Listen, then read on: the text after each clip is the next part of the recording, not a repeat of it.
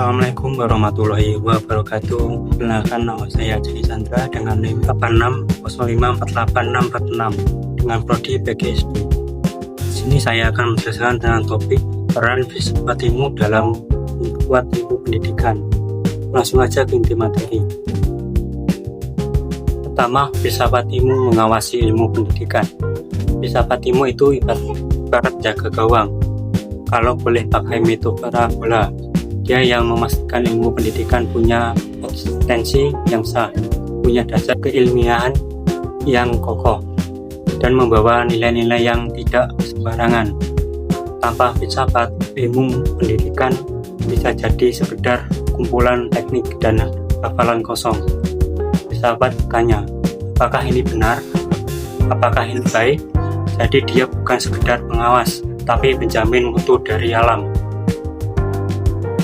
2. Pendidikan memperkuat filsafat.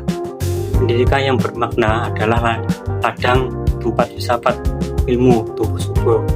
Ketika pendidikan dijalankan dengan penuh kesadaran nilai, bukan hanya transfer informasi, tapi transformasi manusia. Itulah pertanyaan filosofis terus lahir. Guru reflektif, siswa yang kritis, kurikulum yang hidup, semua itu memaksa filsafat untuk terus berkembang dan tidak berhenti di buku tua. 3.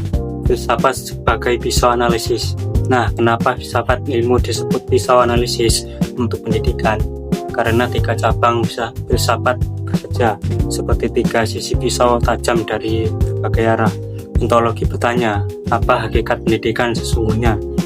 Epistemologi mempertanyakan bagaimana kita tahu suatu metode mengajar itu valid, dan aksiologis menelusuri nilai apa yang harus diutamakan dalam proses pendidikan manusia.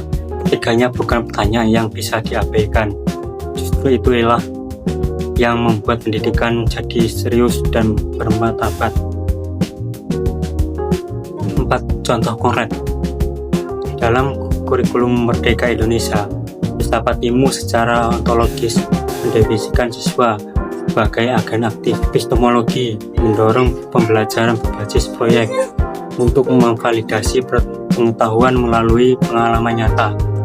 Aksiologis menekankan nilai inklusi, kemudian kemandirian dan karakter, bukan sekedar nilai ujian.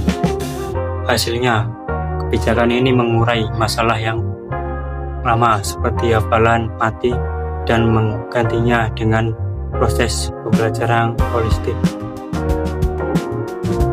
Kesimpulan, jadi filsafat ilmu dan pendidikan itu bukan hubungan satu arah. Mereka adalah mitra yang saling membutuhkan. Filsafat memberi landasan, pendidikan memberi kehidupan. Filsafat mempertajam dan pendidikan memberi konteks. Tapi keduanya berjalan bersama. Kita cuma punya sistem yang berjalan tanpa jiwa, atau pertanyaan yang melayang tanpa bumi.